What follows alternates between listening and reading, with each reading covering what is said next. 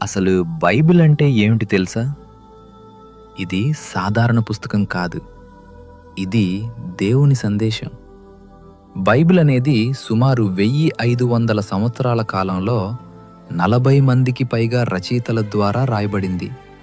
రాజులు, మేకల కాపర్లు, ప్రవక్తలు, వారి జీవితాల ద్వారా దేవుడు మాట్లాడాడు. ఇందులో 2 ప్రధాన భాగాలు ఉన్నాయి: పాత నిబంధన, కొత్త నిబంధన.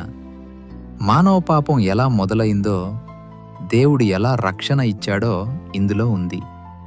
బైబిల్లో ముఖ్యమైన సందేశం ఇదే: దేవుడు మనిషిని ప్రేమించాడు.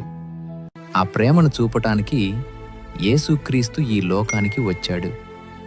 బైబిల్ చదివితే కథ కాదు, నీ జీవితాన్ని మార్చే సత్యం.